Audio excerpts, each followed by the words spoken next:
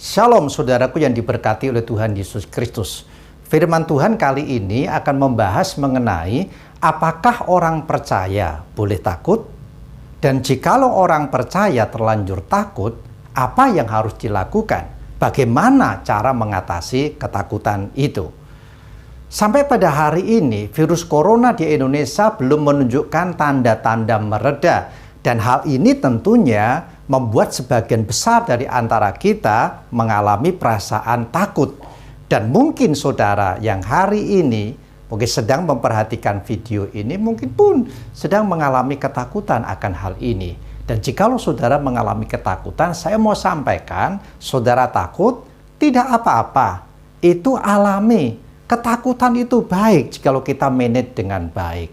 Nah saudaraku, mengapa? Karena Tuhan Yesus Kristus sendiri pada waktu menghadapi maut di Taman Getsemani, Yesus mengalami ketakutan dan kegentaran yang sedemikian rupa.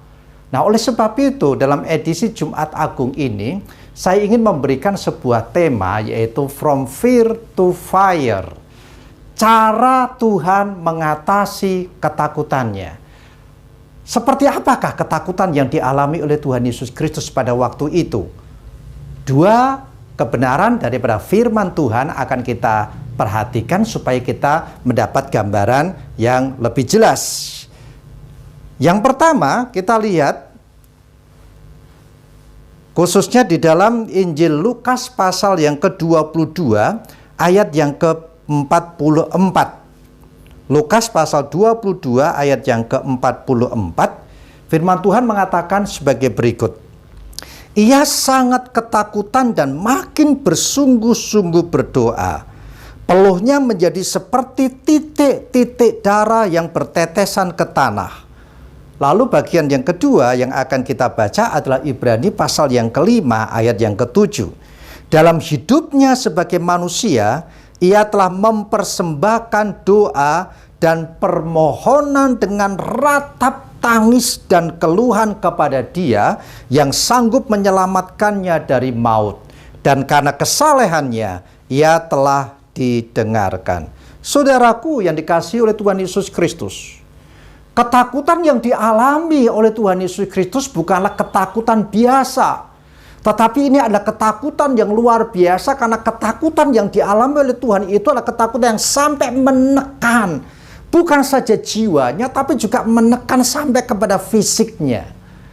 Nah, oleh sebab itu kalau kita memperhatikan dua ayat tadi, baik yang ada di Lukas maupun yang ada di Ibrani, kita mendapatkan tiga hal yang harus sungguh-sungguh kita perhatikan untuk kita bisa memahami dan mendapatkan gambaran yang sedemikian jelas tentang penderitaan, ketakutan, dan kegentaran yang dialami oleh Tuhan Yesus Kristus pada waktu itu. Yang pertama, kita lihat di dalam Injil Lukas menceritakan bagaimana Yesus Kristus berkeringat dan keringatnya itu sampai menetes ke tanah. Kalau saudara perhatikan, adakah sesuatu yang aneh di sini? Ya, menurut saya ini sesuatu yang aneh. Mengapa? Mari saya ajak untuk saudara sekaliannya lebih mendalami akan kebenaran firman Tuhan ini. Kita perhatikan, pada waktu itu Yesus berdoa di Bukit Getsemani, sebuah tempat yang terbuka dengan banyaknya tumbuh-tumbuhan yang tumbuh di sana. Dan bukan saja Yesus berada di tempat yang terbuka, tetapi pada waktu itu Yesus berdoa antara waktu malam menjelang fajar. Dan apa yang kita bisa lihat dan apa yang bisa kita simpulkan dari sini, itu berarti pada waktu Yesus Kristus berdoa di Bukit Getsemani, suhu di sana adalah suhu yang dingin. Tetapi pertanyaannya adalah, mengapa di tengah-tengah suhu yang dingin seperti itu, Yesus bisa berkeringat, dan bukan saja berkeringat, tetapi keringatnya sampai menetes ke tanah. Saudaraku yang dikasihi Tuhan Yesus Kristus, hal itu dimungkinkan karena Tuhan Yesus Kristus meskipun secara jasmani, secara fisik ada di Bukit Getsemani, tetapi jiwanya, hatinya, pikirannya, dia sudah melihat daripada bayang-bayang penyaliban, penderitaan salib, aniaya salib, kesakitan salib itu sudah ada di depan matanya. Sehingga secara mental dia mengalami tekanan yang sedemikian berat. Dan itu yang membuat Tuhan Yesus Kristus mengalami keringat, dan keringatnya sampai menetes ke tanah. Dan tentunya keringat ini adalah keringat dingin karena keringat yang dihasilkan oleh sebuah tekanan dari jiwa yang sedemikian takut dan sedemikian gentar karena maut yang akan dialaminya. Kemudian yang kedua yang mesti kita perhatikan adalah keringat Tuhan Yesus Kristus bukan saja menetes sampai ke tanah, tetapi dikatakan bahwa keringat atau peluh Tuhan Yesus Kristus itu menjadi seperti titik-titik darah. Mengapa dikatakan menjadi seperti titik-titik darah? Ya, karena itu bukan darah murni dan juga bukan keringat murni. Tetapi itu adalah darah yang bercampur dengan keringat. Apakah itu mungkin? Secara medis, saudaraku yang dikasihi oleh Tuhan Yesus Kristus, diketahui bahwa orang bisa mengalami keringat bercampur dengan darah meskipun itu sesuatu yang sangat langka sekali. Tetapi itu bisa terjadi. Itu bisa terjadi pada saat seseorang menghadapi tekanan yang sedemikian berat. Tekanan yang sedemikian kuat sampai membuat pembuluh-pembuluh darah kecilnya itu menjadi pecah, dan kemudian darah itu keluar melalui pori-pori daripada tubuh daripada orang itu dan kemudian bercampur dengan keringat. Dan itulah yang dialami oleh Tuhan Yesus Kristus pada waktu Tuhan Yesus Kristus berdoa di Bukit Getsemani. Nah, oleh sebab itu Matius tidak membahas akan hal ini, Markus tidak membahas akan hal ini, Yohanes juga tidak membahas akan hal ini. Hanya Lukas. Mengapa? Karena Lukas adalah seorang dokter yang bisa lebih memahami apa yang sedang dihadapi oleh Tuhan Yesus Kristus. Saudaraku, hal yang ketiga yang mesti kita perhatikan adalah Ibrani mengatakan bagaimana Yesus menangis, dan bukan saja menangis tapi meratap tangis dan keluhan. Apa yang kita bisa pelajari dari sini? Ini membuktikan bahwa Yesus betul-betul 100% menanggalkan keilahiannya, 100% menjadi manusia, dan 100% dia betul-betul mengalami penderitaan itu. Karena kalau Yesus tidak mengalami penderitaan, itu tidak bisa disebut sebagai sebuah pengorbanan. Kalau Yesus tidak mengalami penderitaan, kegentaran, kesakitan yang luar biasa, maka itu bukan menanggung akibat daripada dosa. Karena Yesus betul-betul harus berkorban dan menanggung daripada upah dosa itu, maka Yesus harus mengalami penderitaan yang sedemikian rupa sampai dia di taman Getsemani pada waktu dia berdoa. Dia sampai meratap dan menangis. Saudaraku yang diberkati oleh Tuhan Yesus Kristus, saya mau sampaikan dalam kesempatan ini bahwa jangan takut terhadap perasaan takut. Yang terpenting adalah apa yang harus saudara lakukan terhadap perasaan takut itu. Ini yang penting. Dan kita akan lihat bagaimana Tuhan Yesus Kristus mengatasi rasa takutnya. Bagaimana Tuhan Yesus Kristus mengatasi kegentarannya. Ada 3 hal yang kita bisa perhatikan, saudaraku yang dikasihi oleh Tuhan Yesus Kristus. Yang pertama kita akan lihat di dalam Matius pasal yang ke-26 ayat yang ke-37 dan ayat yang ke-38. Di sana dikatakan, dan ia membawa Petrus dan kedua anak Zebedius sertanya. Maka mulailah ia merasa sedih dan gentar. Lalu katanya kepada mereka, sekali lagi saya ulangi, ya, katanya kepada mereka, hatiku sangat sedih, seperti mau mati rasanya. Tinggallah di sini dan berjaga-jagalah dengan aku. Saudaraku yang dikasihi oleh Tuhan Yesus Kristus, memungkiri perasaan takut tidak ada gunanya. Ketika kita memungkiri perasaan takut kita seperti menyembunyikan sesuatu yang tidak mengubah sesuatu itu dan sesuatu itu tetap ada. Jangankan kita lihat pada waktu Yesus Kristus mengalami kegentaran yang sedemikian rupa, apa yang dilakukan oleh Tuhan Yesus Kristus? Yang pertama, Tuhan Yesus Kristus bersedia jujur mengakui rasa takutnya itu dan kemudian membagikannya kepada murid-muridnya. Ini yang dilakukan oleh Tuhan kita Yesus Kristus. Kalau kita bisa berbicara jujur dan membagikannya pada waktu yang tepat dan kepada orang yang tepat, kita seperti menarik rasa takut itu dari dalam diri kita dan mengeluarkannya.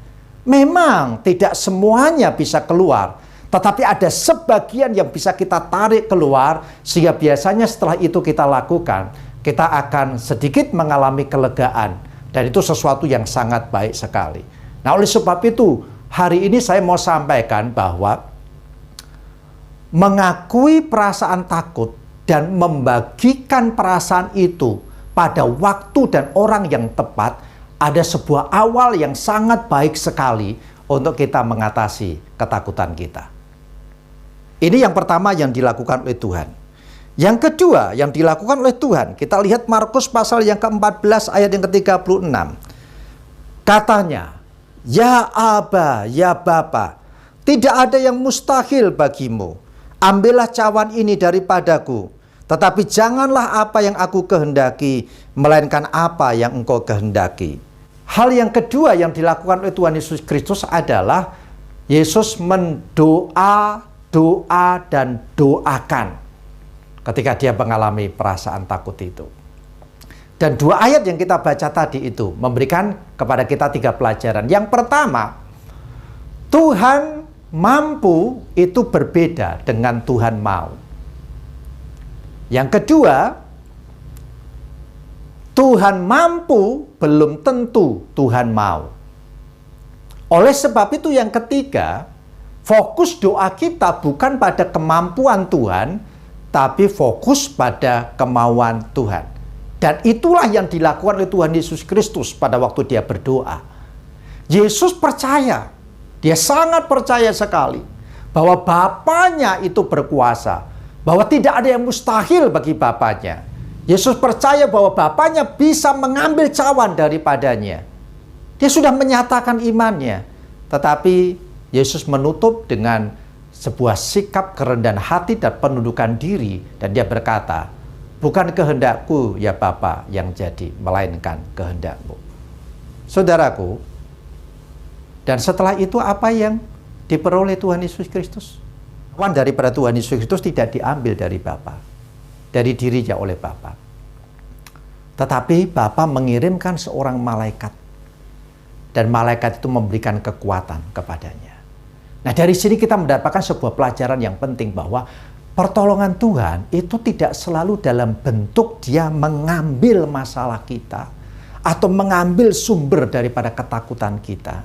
Tapi bisa juga Tuhan memberikan kepada kita kekuatan untuk kita bisa mengatasi ketakutan kita itu dan kemudian menyelesaikan, menghadapi, dan memenangkan daripada sumber ketakutan kita itu. Itu hal yang kedua yang dilakukan oleh Tuhan Yesus Kristus, yaitu doa, dan doa. Hal yang ketiga yang dilakukan oleh Tuhan Yesus Kristus, kita lihat kembali Matius pasal 26 ayat yang ke-46. Firman Tuhan mengatakan, "Bangunlah, marilah kita pergi. Dia yang menyerahkan aku sudah dekat." Saudaraku yang diberkati oleh Tuhan Yesus Kristus, pada waktu Tuhan Yesus Kristus masuk di Taman Getsemani, Yesus masuk dengan perasaan takut, gentar, sedemikian rupa. Tetapi setelah dia berdoa, dia bisa bangkit berdiri. Lalu kemudian dengan tenang, dengan keberanian, menghadapi apa yang menjadi sumber daripada masalahnya itu. Yaitu ditangkap, dianiaya, dan kemudian masuk, naik kepada penyaliban. Yesus mampu menghadapi itu semuanya. Saudaraku yang dikasihi oleh Tuhan Yesus Kristus, ketakutan itu seperti sebuah bayangan. Ketika kita mencoba untuk melarikan diri dari bayangan itu, maka bayangan itu akan terus mengejar kita. Oleh sebab itu, Berhentilah, hadapilah, dan kejarlah bayangan ketakutanmu itu, maka bayangan itu pasti lari daripadamu. Saudaraku yang dikasihi oleh Tuhan Yesus Kristus, sampai di sini kita bisa mendapatkan pelajaran-pelajaran yang sangat penting sekali dari apa yang telah Tuhan ajarkan kepada kita semuanya. Saudaraku, setiap orang percaya, termasuk saya dan siapapun juga, masih bisa mengalami ketakutan. Tetapi yang terpenting adalah jangan sampai kita terintimidasi oleh ketakutan.